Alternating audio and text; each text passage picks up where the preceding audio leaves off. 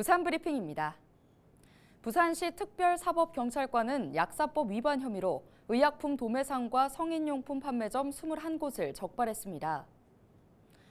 한 의약품 도매상은 유효기간이 3년 지난 의약품을 일반 의약품과 보관하다 적발됐습니다. 또 다른 의약품 도매상은 관리 약사가 해외여행으로 자리를 비운 사이 일반 직원이 의약품 영업을 한 것으로 드러났습니다. 특히 시내 성인용품점은 가짜 비아그라 등 전문 의약품 148정을 불법 판매하다 단속됐습니다. 부산시 특사경은 또 이번 단속을 통해 불량 의약품과 가짜 비아그라 등 673정을 압수했습니다. 특사경은 이번에 적발된 의약품 도매상 12곳과 성인용품 판매점 9곳을 검찰에 송치할 계획입니다. 8월 셋째 주 부산의 코로나19 확진자는 15,886명, 사망자는 5명입니다. 8월 둘째 주보다 확진자 수가 34% 가까이 줄었는데요. 연령별로는 60대 확진자 비율이 17%로 가장 높았고 30대와 50대가 뒤를 이었습니다. 재감염 추정 사례는 6,878명, 재감염률은 43.3%입니다. 24일부터 9월 8일까지 지역 내 고등학교와 5개 교육지원청에서 2024학년도 대학 수학능력시험 응시원서를 접수합니다. 수험생들은 응시원서 접수 후 수능 하루 전날인 11월 15일 오전 10시 응시원서 접수처에서 수험표를 받을 수 있습니다. 올해 수능시험은 오는 11월 16일에 시행하고 성적 통지표는 12월 8일 배부될 예정입니다. 원서 접수 관련 내용은 부산시 교육청 홈페이지 공지사항을 통해 확인할 수 있습니다. 내년부터 서부산과 원도심 권역에서 근무하는 교사들에게 승진 가산점이 부여됩니다. 부산시 교육청은 지역 간 교육 격차 해소를 위해 2024학년도 인사 관련 규정을 개정 시행한다고 밝혔습니다.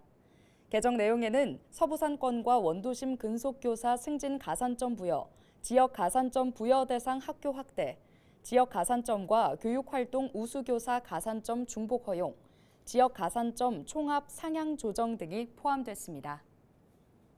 최근 코로나 감염 환자와 사망자가 다시 급증하고 있죠. 코로나 방역 지침이 완화되면서 이제는 감기처럼 가볍게 여기는 경우도 많은데요. 하지만 코로나의 경우 전파력이 독감보다 높고 폐렴을 일으켜 치명률도 높습니다.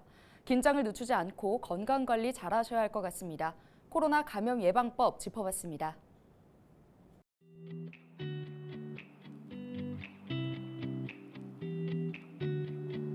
일단 감기는 이제 약한 콧물, 목이 가렵다든지 약간의 몸살 이런 것들이 동반되지만 성인의 경우에는 막 열이 나거나 그런 경우는 잘 없습니다. 근데 이제 코로나는 정말 갑자기 열이 나면서 목도 심하게 아프고 또 심한 권태감이 막 느껴지는 특징이 있고 또 후각이나 미각 상실하는 그런 점이 좀 감기와 차이가 있겠습니다.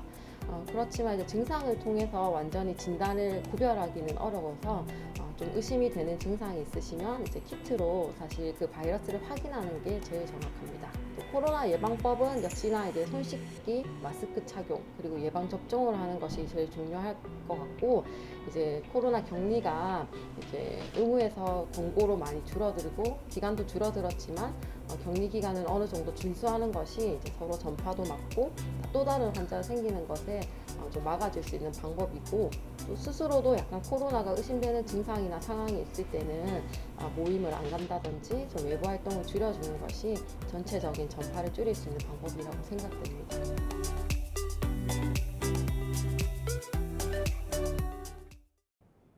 중구문화원이 26일 부산을 글 읽다 행사를 진행합니다. 행사는 중구문화원과 40계단 문화관, 원도심 골목길 등 중구 일원에서 진행되며 어반 스케치 특강과 함께 참여자들이 직접 원도심 풍경을 스케치하는 활동으로 진행됩니다. 글 읽다는 그려 읽다의 줄임말로 원도심을 그림으로 표현하는 동시에 지역의 역사와 문화를 읽어본다는 뜻을 담고 있습니다. 오늘 준비한 소식은 여기까지입니다. 지금까지 부산 브리핑이었습니다.